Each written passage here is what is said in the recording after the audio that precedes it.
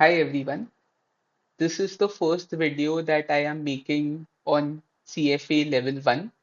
We are going to be starting off with financial statement analysis. It says reading 28 because reading 28 is the first chapter for financial statement analysis, which is one of the subjects in CFA Level 1. The name of the reading is Analyzing Income Statements. It's a fairly simple reading. Most of the time, I am going to assume that whoever is watching the video has absolutely no background on the topic, so I'll try to keep it simple. I would say the prerequisites for this particular video would be knowing the basic structure of an income statement and the balance sheet before we get started. But I've covered that in the video for those of you who don't know. Let's get started. Like I mentioned, all of us need to know the basic structure of an income statement. We are talking about financial statement analysis, so knowing the basic structure and having a snapshot of it in your brain at all times is very important. You can see an income statement of a hypothetical company over here. These line items are very basic. You should know them at all times. So in any income statement, you would always have the revenue. Revenue is also called as the sales of a company. Then when you subtract the cost of goods sold from the revenue, you have what is called as the gross profit. Below the gross profit, you've got more expenses. These are operating expenses, marketing expenses, general and administrative expenses. General and administrative expenses can be thought of as salaries. That's what I like to think of it as. When you subtract marketing and general and administrative expenses and other operating expenses from the gross profit, you would get what you call as the operating income. You can also call this as earnings before interest and taxes. Then you have interest expense. So if the company has taken any debt or loans, there would be interest expenses associated with those debt or loans, which is subtracted here. So when you subtract interest expenses from earnings before interest and taxes, you get what is EBT. EBT stands for earnings before taxes. Finally, you would have to subtract taxes, and then what you got is earnings after taxes. This is the basic structure of an income statement. I would expect all of you to have this snapshot in your head at all times. Coming next to the basic structure of a balance sheet, again, equally as important as the income statement, you need to have this snapshot in your head at all times when you're studying financial statement analysis. The balance sheet starts with assets. That's the first thing that you see underlined and in bold, assets. Assets can be of two types, current assets and non-current assets. Current assets are any assets which can be liquidated in less than 1 year. Non-current assets are any assets which are essentially long-term assets. Under current assets, the line items that I usually remember, and they are fairly simple as well, are cash and cash equivalents. You can think of it as cash. Any company would have cash on its balance sheet. However much cash they hold would be on the balance sheet. The second is inventory. If it's a chocolate manufacturing company, the amount of chocolate that they have in their factory at that point in time would come under inventory. It's a current asset. You can liquidate it in under a year.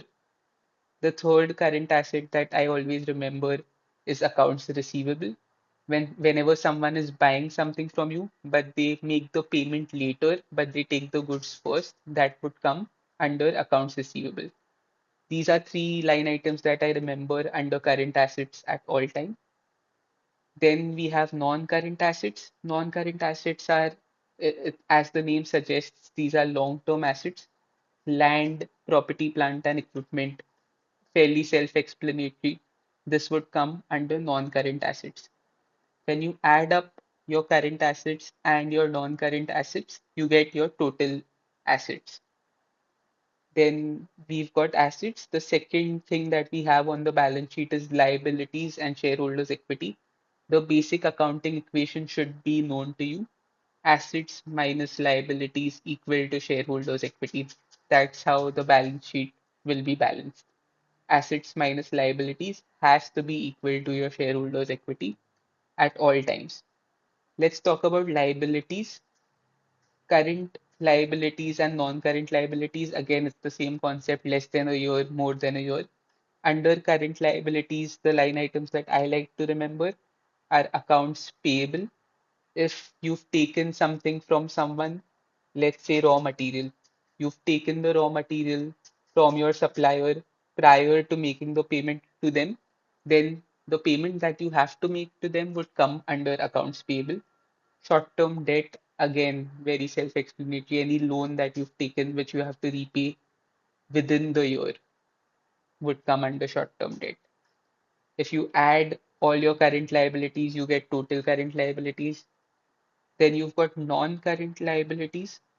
Non-current liabilities, the line item that I like to remember is long-term debt. That's the only line item that I would suggest that if you're thinking of the balance sheet, at least that's what you should know. Then, of course, if you add up your current liabilities and non-current liabilities, you get your total liabilities. Finally, you would have shareholders' equity. Shareholders' equity is nothing but common stock and retained earnings. At all times, your assets minus your liabilities should be equal to your shareholders' equity. Now that we've covered the prerequisites, which is essentially knowing the basic structure of an income statement and a balance sheet, we can get started with the first topic that we have under this reading. The first topic is revenue recognition. It's probably the most simple topic in the reading. Let's get started. So think of it this way. We are a chocolate manufacturer, like I said. I sell chocolates to someone. They pay me the cash right away. So what they are doing is right now they pay me the cash and it's an exchange. I give them the chocolate. So when that happens, revenue can be recognized at the time of the exchange. So we are talking about when can you recognize revenue as a company. If it's an exchange, then you recognize the revenue at the time of the exchange. So that's what I've mentioned in text as well. Sale of goods, goods exchanged for cash, revenue recognized at time of exchange. But what happens when cash payment is not received? So what the question that we are asking is cash payment necessary for recognizing revenue? And the answer is no. I would take another example to explain that. So look at the second image. So we sell the chocolates. The salesperson does sell the chocolate. They give the chocolate to the customer, but the customer says, "I am going to pay you later."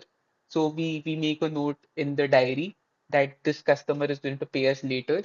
What that would translate to in terms of income statement is that if the goods are sold on credit, then on the balance sheet, if you remember the balance sheet, accounts receivable will increase. There was a current asset called as accounts receivable on the balance sheet that would increase. The revenue would still be recognized at the very moment where you give the chocolate to the customer.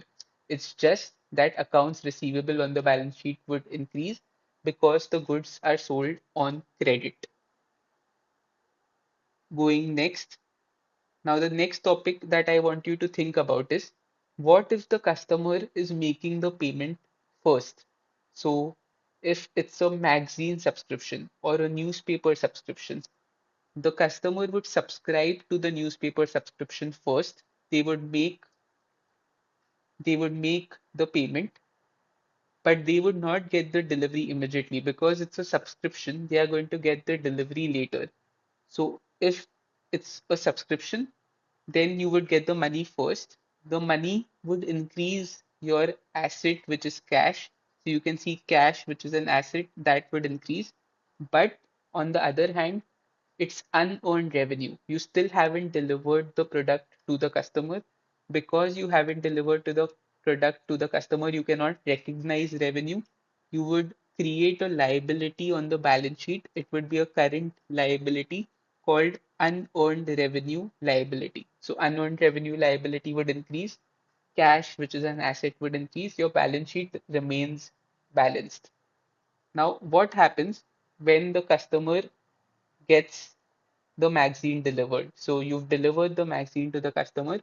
what happens then? So what would happen then is revenue is recognized on the income statement. Now that the product is delivered to the customer, you can recognize revenue on your income statement, and the unearned revenue liability that you had on the balance sheet, that would decrease by the same amount. Now, the question is, when should a firm recognize revenue? We've seen two cases. The first case was customer paid the money, then they took the product there and then. So revenue was recognized there and then. The second case that we saw was the customer took the product, but they did not pay the money. Even then, because the customer has already taken the product, we recognize the revenue there and then. The third case was customer has not taken delivery of the product, but they've paid us the money.